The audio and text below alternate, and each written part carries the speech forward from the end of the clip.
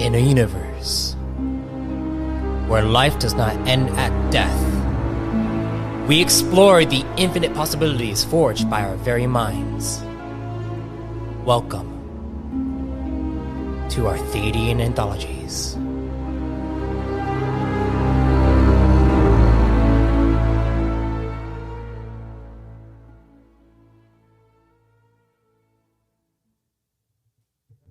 Greetings, fellow travelers and storytellers. Welcome to the Arthadian Anthologies podcast, where I, MS Arthadian, dive into the ever-expanding universe I'm developing and the deeper meaning behind it all.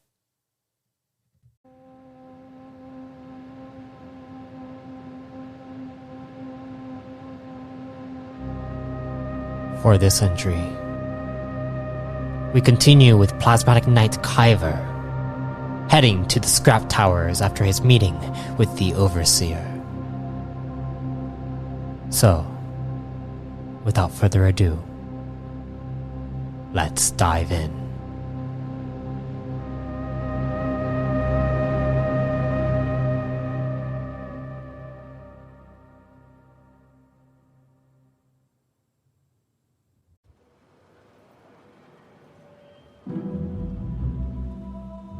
In the dead of day in Sector 399, on the Pillar of Icroniax, Plasmatic Knight Kaiver reaches the base of the scrap towers where all abandoned junk gets left on the Sink-Zone pillar, leaving it for the tower salvagers to scavenge what they can and profit off of the used scraps. As he approaches the worker zone where a salvager's post resides, a scrapper grunt steps up to Kaiver. Excuse me, sir. Do you have an appointment? With his cowl off, Kaiver smiles and nods his head.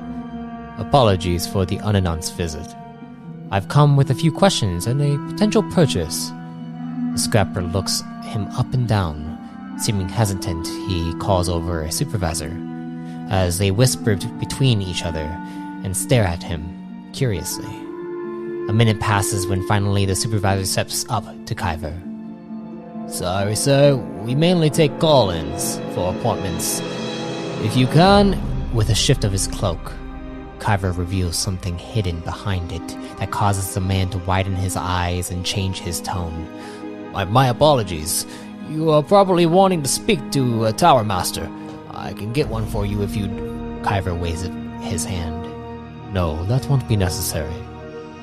Are you one of the head salvagers at this post? The man nods. Indeed I am. Salvager Deco at your service, sir.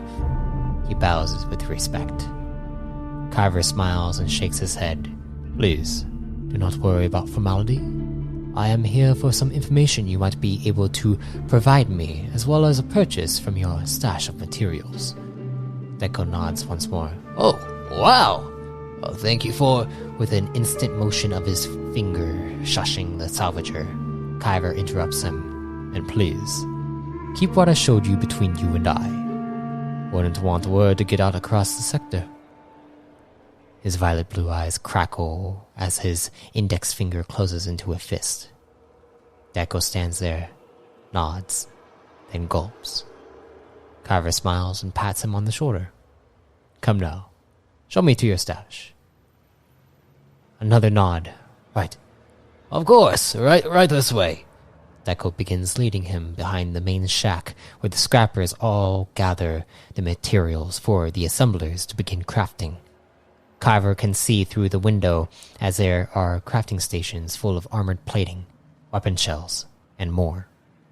Passing by this reminds Kaiver of his brother being a prominent Psi-Knight, a plasmatic knight that focuses on the further advancement of the Rin Empire. Then his mind begins to wander back to the reason he's here.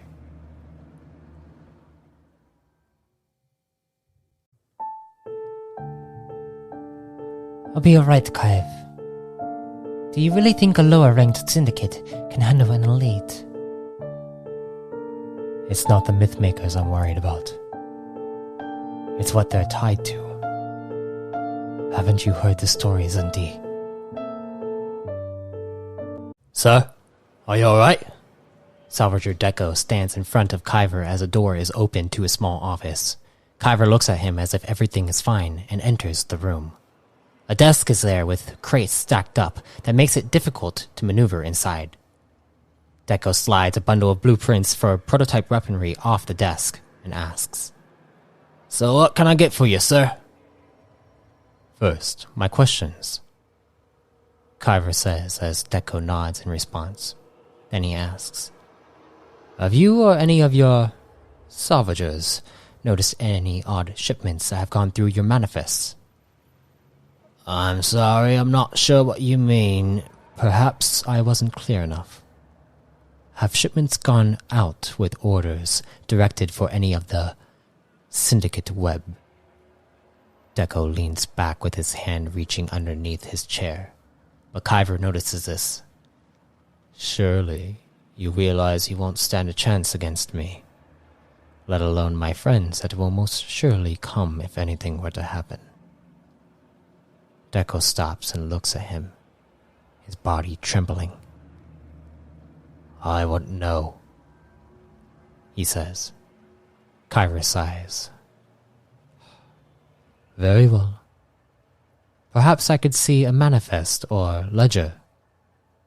"I'm sorry, but aren't there Alliance regulations that protect us from unwarranted searches?" Deco snaps at Kaiver.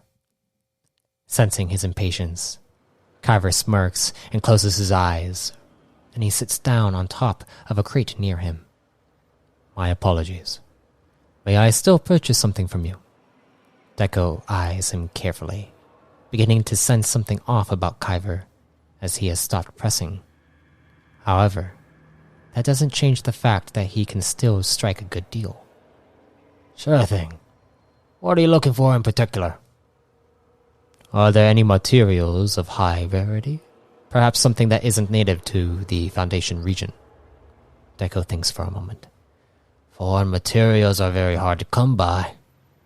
There are a few things in stock of what you might be looking for, but they come at a heavy price." "Then perhaps I can browse." Deco nods with hesitance. He pulls open a drawer and places a codex on the desk. Kaiver veers his head away, but his peripheral carefully watches the motion of Deco's finger typing in a password. As soon as the codex is unlocked, Kaiver stands up and walks over to look at the catalog. "Currently in stock we have state-of-the-art plasma whips of nebulaic make and design. Oh, and a plethora of text series straight from the Jorn galaxy of the Dwarven Citadel." Deco scrolls through the catalog, showing Kaiver what has come in from regions beyond the Foundation. Skimming over everything being shown to him, Kaiver grabs the side of the codex and pulls it away from Deco to scroll through it himself. Deco leans back in his chair again, scratching at his neck. "There are a few others that have recently come in, but they are at the northern post." Kaiver continues to read through the catalog, not responding back. Then he notices something. A separate catalog found in the drop-down menu shows a section labeled Web. Upon clicking it, the codex asks for a password. "Do you know if the text series are made by the renowned TechGen organization?" Kaiver asks to continue the conversation.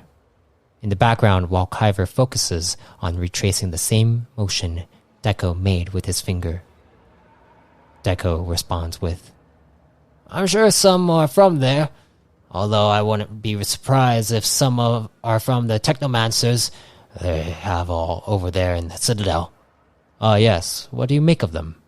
Kaiver asks, as he is able to enter the correct password.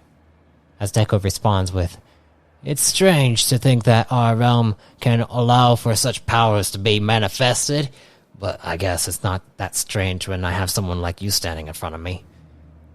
Kaiver glances at him with a smirk, nodding as he begins combing through the web catalog. What he finds is orders for weapons, armor, pods, spacecrafts, and more. Further delving into it, Kaiver searches through the dates ordered, looking for a specific date. Raya of 23, Array 2, Cycle 137, ACR. "You find what you're looking for?" Deco curiously stands up as Kaiver finds the date and opens up the order. Before he can read through the scan, he lowers the codex to his side, where his own personal codex is planted in his pocket. With a slight tap, a notification rings from his pocket, signifying a successful transfer. My apologies. Seems as though your codex locked me out. With quick thinking, Kaiver restarted the codex. Huh? That's odd. Deco looks at it and begins analyzing Kaiver intensely.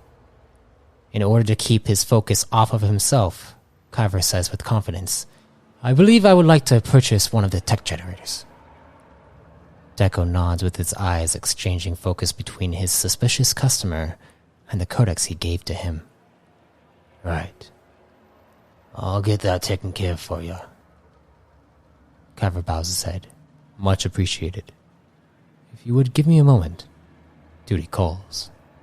He smirks once more as he pulls his codex out from his pocket to check the notification. On Mark 23rd of Ryov, just over a week ago, Kaiver reads an order shipped in by the Red-Eye Syndicate, prepared by the Tower Salvagers, and purchased by the Mythmakers. The order itself is given an unknown designation. However, upon reading the description, it details that it is an unknown resource being excavated from a world beyond the core. A world from the planar unity.